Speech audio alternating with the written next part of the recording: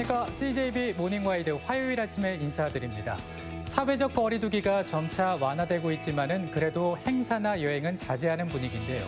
그래서 문화행사도 많이 취소됐는데 지금이 아니면 놓쳐버릴 전시회가 온라인으로 개최되고 있다고 합니다. 네, 충북교육문화원의 봄, 꽃을 담다라는 전시인데요.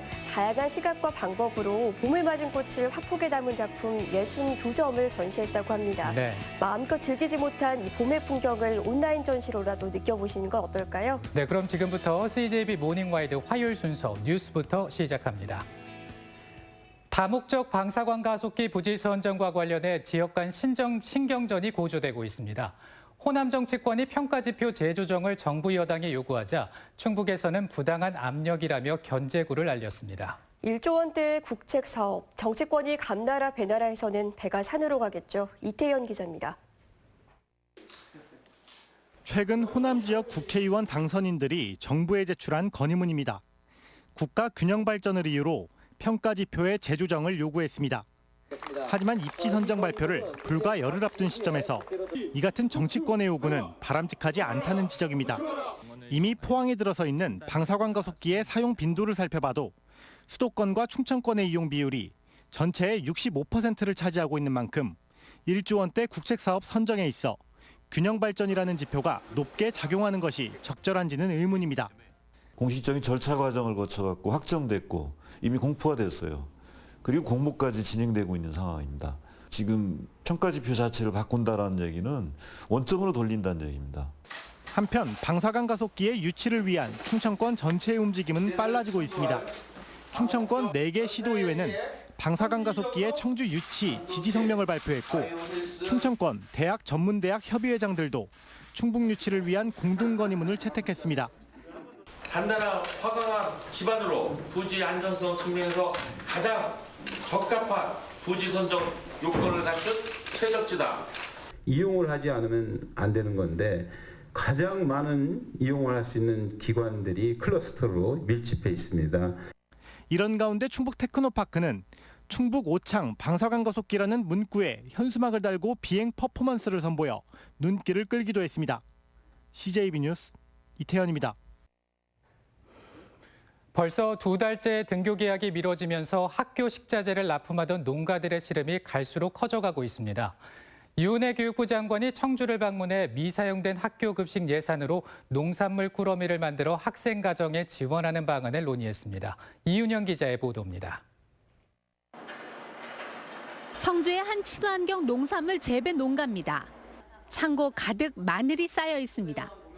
한 주에 1톤씩 나가던 마늘이 학교 급식 중단으로 판로를 잃어버린 겁니다. 이대로 계약이 계속 늦어질 경우 2억 원에 달하는 마늘을 폐기 처분해야 할 처지입니다.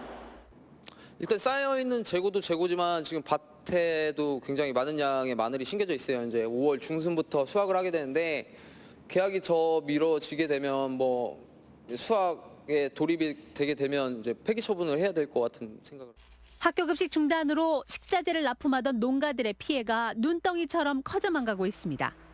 특히 친환경 농산물의 경우 도내 전체 생산량의 30% 이상이 학교 급식에 공급되는 만큼 농가의 피해는 더욱 커질 수밖에 없습니다.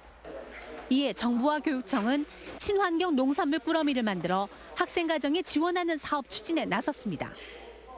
학교 급식 중단으로 지난 3월과 4월 사용되지 못한 충북 지역 학교 급식 예산은 121억 7천만 원에 이릅니다. 이 예산을 활용해 초중고 학생 가정에 10여 가지의 각종 농산물을 담은 꾸러미를 무상 지급하겠다는 겁니다. 이를 위해 유은혜 교육부 장관이 청주를 방문해 친환경 농산물 꾸러미 제작 현장을 직접 점검했습니다. 학교 급식용 농산물의 소비 촉진뿐만 아니라 학교 급식 중단에 따른 학부모의 경제적 부담도 덜어주기 위해서입니다.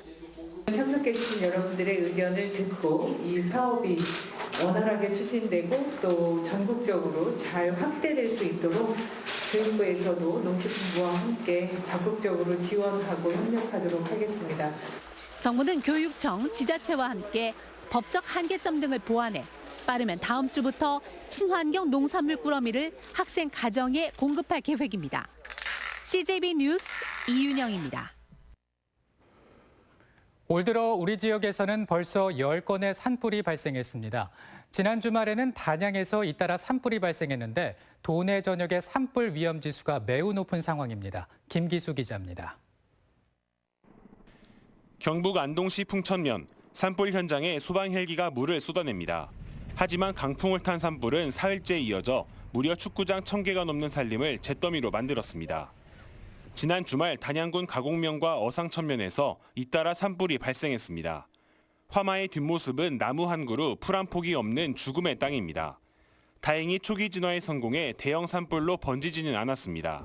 잠시만이 조사를 나와봐야 할 것 같아요. 이게 그때 바람이 워낙 세갖고 좀 저희 같은 경우에는 좀 추정하기가 좀 어려울 것 같고요. 도내에서 발생하는 산불의 58%는 3월에서 5월 봄철에 몰려 있습니다. 건조한 날씨와 강한 바람이 산불 위험을 키우는 겁니다. 산림청은 지난 23일 산불 위험 경보를 경계로 상향했습니다. 도내 대부분의 지역이 포함됩니다.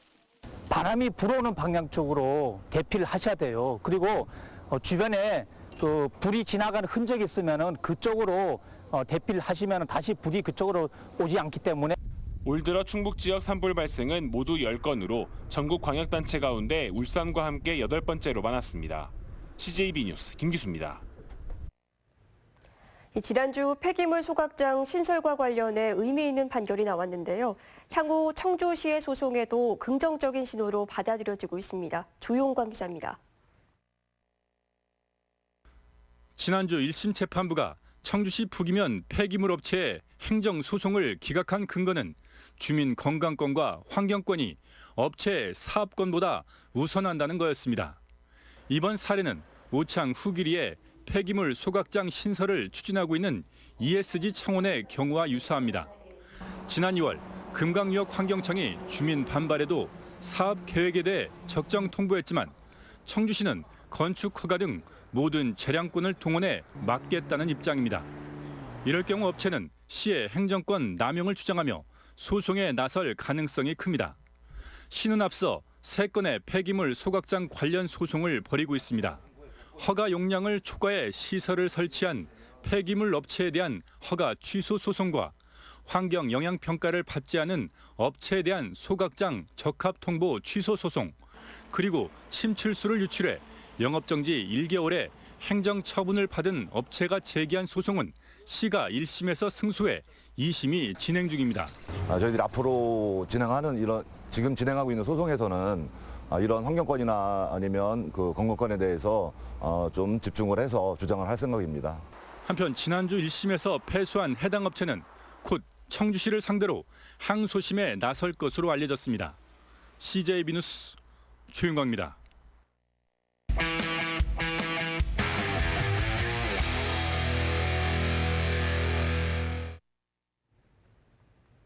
진천의 한 조합 아파트 입주민들이 최근 청천벽력과도 같은 소식을 접하게 됐습니다. 조합원과 건설사 간 공사비 문제로 살던 아파트가 경매로 넘어간 건데 황당한 건 조합원 세대는 빼놓고 일반 분양을 받은 세대만 경매로 넘겨졌다는 사실입니다. 기자가 자세히 들여다본다. 진기훈 기자입니다. 지난 2017년 입주를 시작한 진천군의 한 조합원 아파트. 일반 분양을 받은 주민들은 어느 날 갑자기 자신의 집이 경매로 넘어갔다는 황당한 소식을 들었습니다. 건설사가 조합 측으로부터 공사 대금을 받지 못했다며 아파트를 강제 경매로 넘긴 겁니다. 이거 하늘이 무너지는 거죠. 일반 직장, 저 같은 일반 직장 다니고 있는데 거의 20년 동안 직장 다니면서 모은 돈을 하루아침에.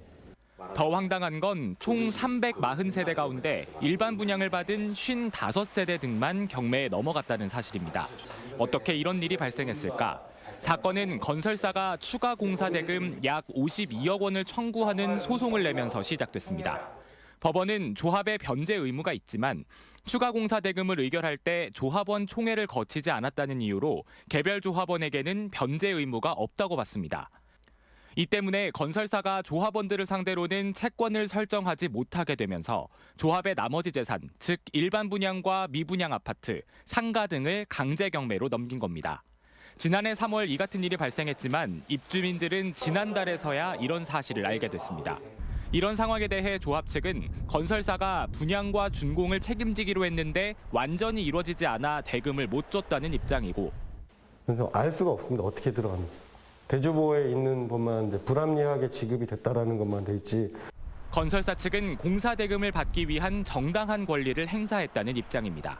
판결로 이거는 줘야 된다라고 정리가 된 거잖아요. 지금 52억이. 저희가 지금 책임 분양증이고 책임 준공이고 그거하고 별개로 우린 추가 공사에 대한 돈을 달라고 하는 거잖아요. 이 같은 건설사와 조합의 갈등에 결국 일반 분양자들만 피해를 입은 셈입니다. 조합원들은 문제가 있을지 모르나 일반 분양자들은 보통 피해가 없다라고 모두 알고 있었고 저희도 모두 그렇게 알고 있었던 상태였거든요. 조합과 건설 문제, 어떤 채권 문제 때문에 저희한테 경매 들어온 것도 좀 화가 나고 억울한 것도 있지만, 현재 주택도시보증공사에서 경매 취소 등 피해 구제 절차를 진행하는 상황. 하지만 건설사 측은 경매가 취소된다면 압류 절차에 들어간다는 입장이어서 애꿎은 입주자들의 피해만 커지고 있습니다. CJB 뉴스 진기훈입니다.